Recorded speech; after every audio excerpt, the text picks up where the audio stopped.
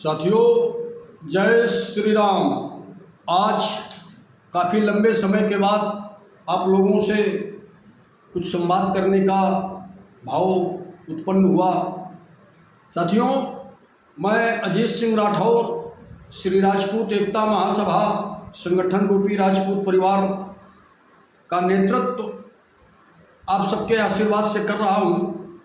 चिंता का विषय ये है कि आज हम और हमारा समाज, राष्ट्र, धर्म, सनातन सारा कुछ जिन चिंताजनक परिस्थितियों से गुजर रहा है, ये एक बड़ी भयावह और चिंता का विषय है। इसमें हम सब लोगों को बड़ा गंभीर और चिंतित, व्यवस्थित तरीके से विचार करने की ज़रूरत है समस्त समाज की। ये मैटर केवल एक व्यक्ति का, किसी एक समाज, एक संगठन का नहीं है। ये समस्त मानव समाज का विषय है। आज खास तौर से हम लोगों ने जिस तरह से भारत के लिए सुव्यवस्थित तरीके से व्यवस्थाएं संचालित की जा सकें, सरकार को सत्ता सौंपी।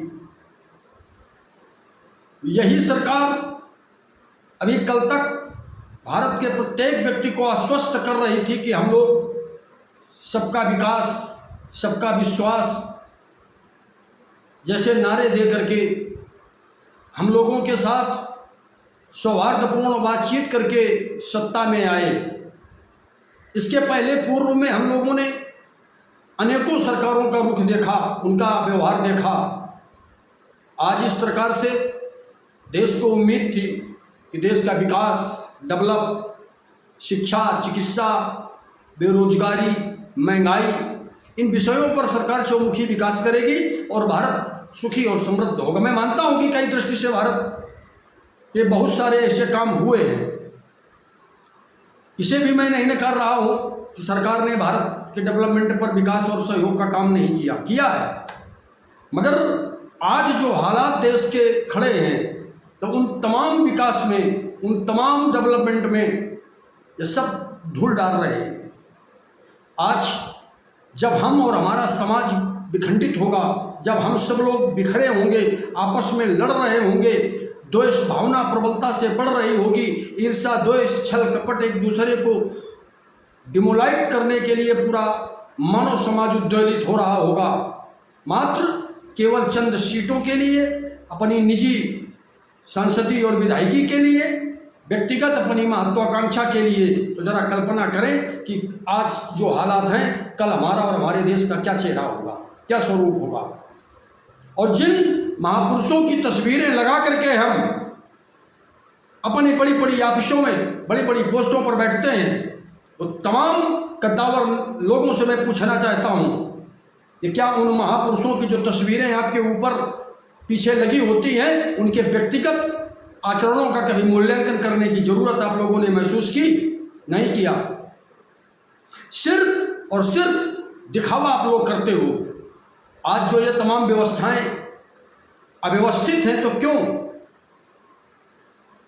एक बात, कोई भी सरकार हो, कोई भी प्रतिनिधित्व हो, कोई भी किसी भी पार्टी का, किसी भी संगठन का, किसी भी व्यवस्था का अगर नेतृत्व कर रहा है, तो एक बात ध्यान रखना, इस लौकिक संसार में आप व्यक्तिगत चाहत को तो पूरा कर सकते हो, लोगों को बेवकूफ तो बना सकते हो, लेकिन दुनिया की जो सत्ता का सबसे बड़ा स्वामी है, परमात्मा को आप कभी ना चूतिया बना सकते हो, ना बेवकूफ बना सकते हो।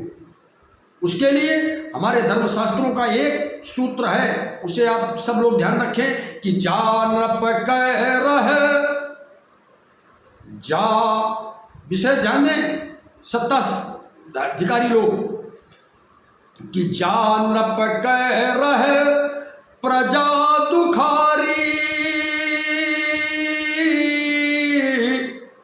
असो नरप घोर नरक अधिकारी। जिस राजा के नेतृत्व में उसकी प्रजा दुखी है, वो थोड़े समय के लिए तो अपने आप को बाहुबली, ताकतवर, कुछ भी समझ ले, मगर जीवन के अंततः उसको नर्क का भोग भोगना पड़ेगा। और वो नर्क कहीं बाहर नहीं है, वो इसी मृत्युलोक में है, और इसी मृत्युलोक में ही उसे दंडात्मक व्यवस्था का सामना करना पड़ेगा। यह हमारे शास्त्रों का मत है कि जान कह रहे अरे प्रजा दुखारी, असो नृप घोर नरक अधिकारी। इसलिए सत्ता पर बैठे प्रमुख लोगों को यह ध्यान रखना चाहिए कि ये सत्ताएं 5 साल, 10 साल, 20 साल के लिए होती हैं, लेकिन जीवन अनंत काल के लिए होता है, और अपने जीवन पर किए हुए कर्मों का अनंत काल तक चर्चाएं होती हैं। इसलिए अगर ईश्वर ने आपको ये अवसर दिया है तो इस अवसर का सही सदुपयोग संपूर्ण समाज और मानव उत्थान के लिए किया जाए, न कि किसी जाति विशेष का शोषण और हरेसमेंट करने के लिए किया जाए, क्योंकि ताकत और सत्ताएं लंबे समय तक नहीं रहती हैं। और अपने समाज से भी मैं आह्वान करना चाहूँगा, राजपूत समाज से, कि जिस विभीषिका को हम और हमारा पूरा समाज लंबे अंतराल से शोषण प्रक्रिया को झेलता चला आ रहा है, नज़रअंदाज होते हम लोग चले आ रहे हैं, केवल झूठी वाहवाही, झूठी तारीफों के कसीदे कर देने मात्र से हमारा समाज अपने आप को कुर्बान करता चला आ रहा है। अब वक्त है कि आप हर पल एक सजग प्रहरी बन करके व्यक्तिगत जीवन से लेकर के अपने परिवार और राष्ट्र धर्म तक के लिए एक सजग प्रहरी बने। सावधानी से आप हम सब लोग अपने जीवन का यापन करें। ये गंदी राजनीति, क्षेत्रवाद, जातिवाद, समूहवाद, इससे ऊपर उठ करके अब आप सबका जिम्मेदारी है कि विचार करें। ये इन चंद चाटुकारी राजनीतिक नेताओं के भ्रमजाल में आकर के जिस तरह से हम लोगों को डिवाइड किया जा रहा है, जिस तरह से आज देश का माहौल खड़ा है, इससे क्या आप लोग समझ रहे हो? पूरा समाज विखंडित हो रहा है। आज कुछ चंद ऑफिसों में, बड़े बड़े दफ्तरों में बैठ करके जो समाज के बारे में नीतियां बनाई जा रही हैं, टीवी डिबेट पर बैठ करके चंद लोग जो देश का भाग्य और भविष्य तय कर रहे हैं, क्या यही 10 लोग, 100 लोग, 500 लोग ठेकेदार हैं देश के? 140 करोड़ आबादी के भाग्य विधाता क्या ये केवल चंद लोग हैं? इसका कारण सिर्फ तुम्हारी बुजदिली और तुम्हारी कमजोरी और कायरता है। इसलिए आप सब लोगों की जिम्मेदारी है कि स्वयं का आत्मचिंतन करें और स्वावलंबी और स्वाभिमानी बन करके स्वयं के लिए खड़े होना सीखें। और ज़्यादा समय न लेते हुए सिर्फ आखिर में इतना ही कहना चाहूँगा कि किसी भी विषय को प्राप्त करने के लिए, चाहे वो अध्यात्म की दुनिया से परमात्मा का सानिध्य प्राप्त करना हो, चाहे इस लौकिक संसार में परिश्रम और श्रम के द्वारा अपने लिए और अपने आने वाली पीढ़ियों के लिए संसाधनों की व्यवस्था जुटाना हो, या किसी राजनीतिक पार्टी का प्रतिनिधित्व आप कर रहे हैं या किसी संगठन का नेतृत्व कर रहे हैं, किसी भी अवस्था में केवल एक चीज़ का हम लोगों को ध्यान रखने की जरूरत है। और जब जब इन चीज़ों को नज़रअंदाज किया गया, तब तब दूरगामी परिणाम बड़े भयावह आए। इसलिए मैं अपने राजपूत समाज का आह्वान करता हूँ, ये ध्यान रखें आप लोग कि जना करती है जिस दिन के लिए औलाद सिंहनिया, अरे जना करती है जिस दिन के लिए औलाद सिंहनिया, मेरे शेरों से कह दो कि वो दिन आ गया बेटा। आज मां वसुंधरा भारत के प्रत्येक अपने बेटे की तरफ देख रही है। इसलिए मेरे भाइयों, हमारे पारिवारिक प्रियजनों, मैं आप लोगों को बताना चाहता हूं कि हम किसी भी सब्जेक्ट पर जब बात करें, नेतृत्व करें, काम करें, प्रतिनिधित्व करें, जिम्मेदारी का भार अपने सर पर लें, तो उसके लिए हमें कुछ काम आध्यात्मिक दृष्टि से करने पड़ेंगे, तभी हम सफलता की तरफ बढ़ पाएंगे। कि संत मिलन को जाइए, संत का मतलब जहाँ सत्य का अंत न हो और संसार में सिर्फ एक ही सत्य है, वो है ईश्वर।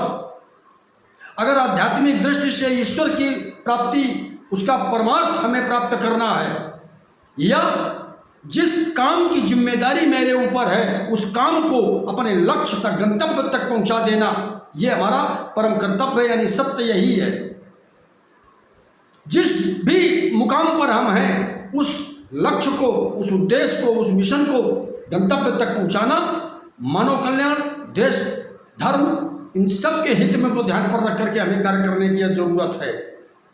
तो खासतौर से राजपूत समाज या संपूर्ण मानव समाज इस विषय पर ध्यान दे कि संत मिलन को जाइए और तज माया अभिमान,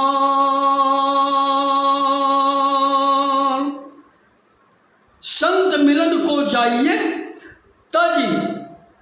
तज माने त्याग, और मानव के जीवन में सबसे पहला सफलता का मंत्र है त्याग। कि संत मिलन को जाइए तज माया अभिमान, और ज्यों ज्यों पग आगे बढ़े कोटिन यज्ञ समान।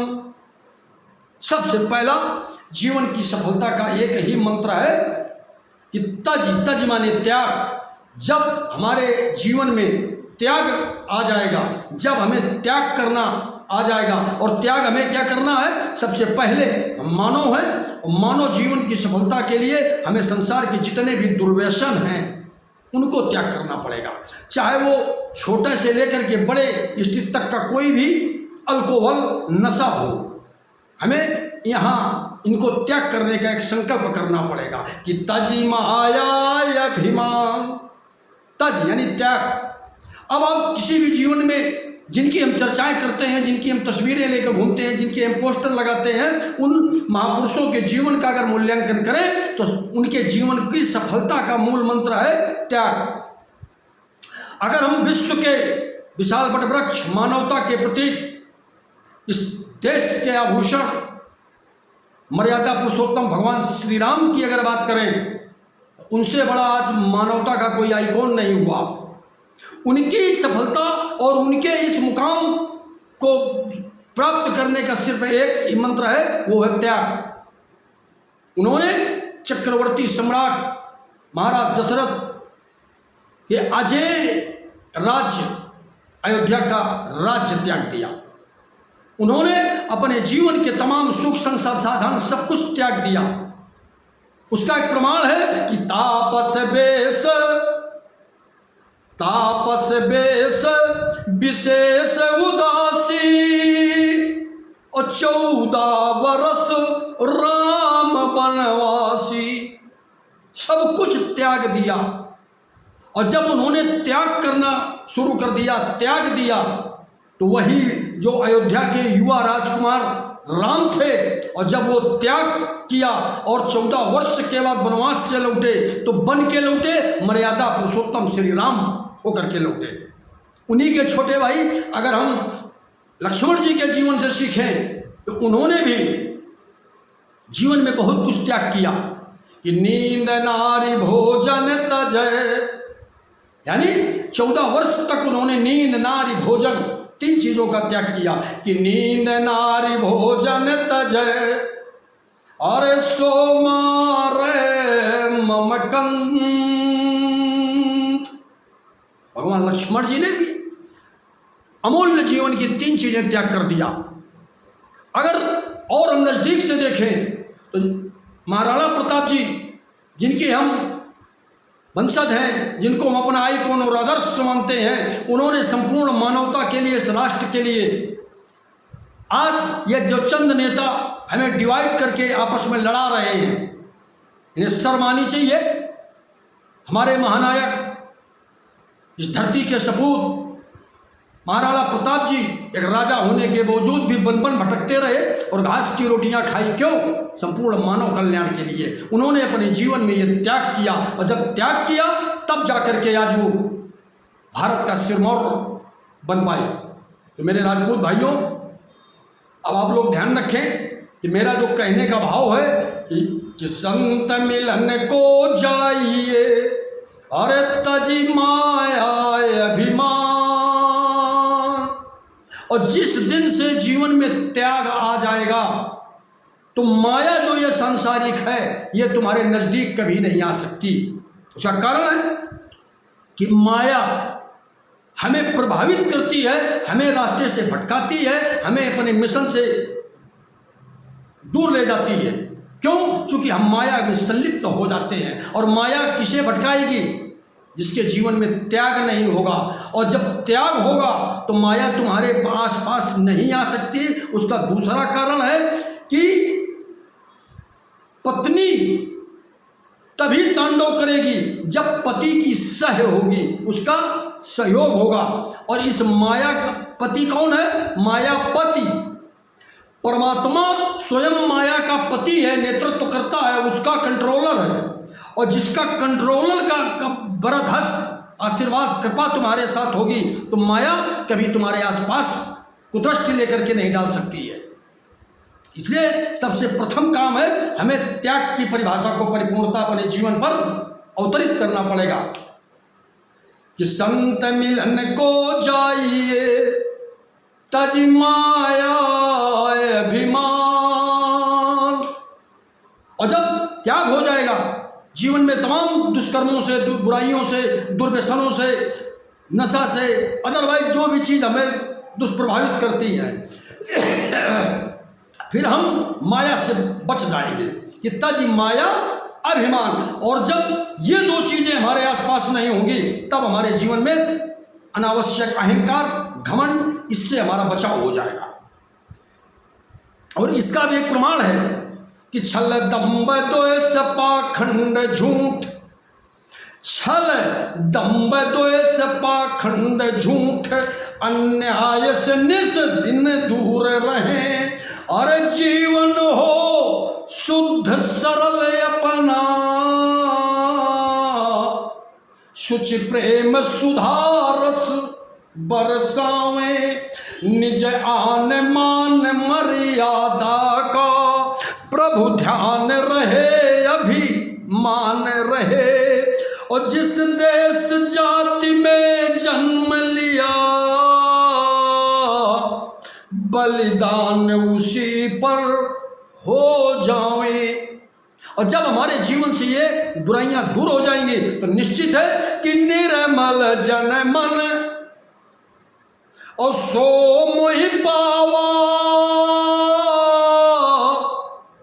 मोहि कपट छल छिद्र न भावा। सबसे पहले हमारे अपने पारिवारिक प्रियजन राजपूत भाइयों, आपको नमन और प्रणाम करते हुए भारत के एक एक राजपूत का आह्वान करता हूं कि सबसे पहले हम लोगों को इन चीज़ों से बचना होगा।